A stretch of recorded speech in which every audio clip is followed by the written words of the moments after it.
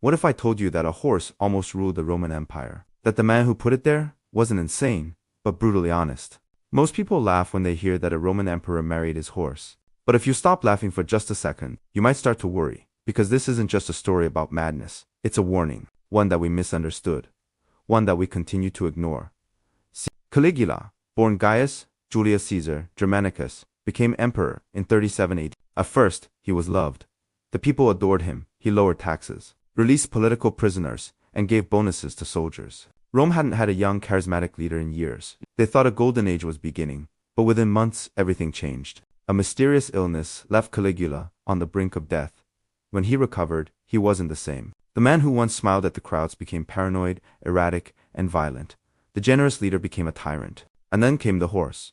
Caligula didn't just love his horse, he worshipped it. Incitatus had a marble stable, an ivory manger, a jeweled collar. Guards were stationed outside to ensure it could sleep in silence. It had its own house, servants. He dined on oats mixed with gold flakes. This wasn't a joke, this was policy. And when Caligula announced that he would make Incitatus a consul, one of the highest political offices in Rome, people didn't know whether to laugh or run. But here's the thing. What if this wasn't madness? What if it was mockery?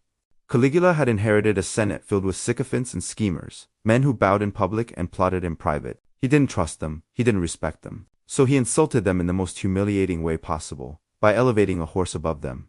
If this beast can do your job, he seemed to say, why should I take any of you seriously? Some claim he even married the horse. Whether true or not, the symbolism was clear. The system was a joke, and Caligula was the only one who knew it. But it doesn't end there. Caligula demanded worship. He referred to himself as a living god. He replaced the heads of statues of Jupiter with his own. He forced senators to grovel and kiss his feet.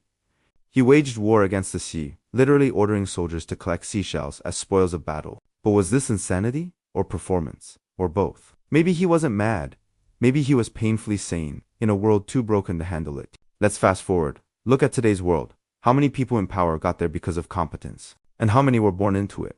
Appointed by family? Bought by money? How many political systems claim to be based on merit but reward loyalty and theatrics instead? How many leaders smile for the cameras while dismantling everything behind the scenes? How many times have you heard someone say, a donkey could do a better job than this guy? Caligula proved that point. He didn't say it, he did it. They called him a lunatic, a monster, a disgrace. But maybe that's exactly what he wanted. Because as long as people laughed at him, they wouldn't see what he was really doing, exposing the rot at the core of power. In the end, Rome had enough. In 41 AD, just 4 years into his reign, Caligula was assassinated by members of his own guard. They stabbed him over 30 times in a palace corridor. His wife and infant daughter were murdered too. The Senate tried to erase his memory through damnatio memoria, a condemnation of memory. They wanted to pretend he had never existed. But here's the irony. They killed the man but kept the system. The Senate stayed corrupt. The emperors who followed. Many were worse. The games continued. The rot remained. They removed the clown but kept the circus. And that's the part nobody talks about.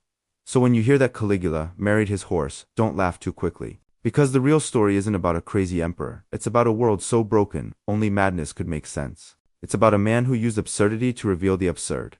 And it's about centuries later still applauding the show. Still pretending the horses aren't in charge. Maybe the real question isn't, did Caligula go insane? Maybe the real question is, did we ever stop? Would you vote for a horse over your current leaders? Would you notice the difference? Maybe you already have.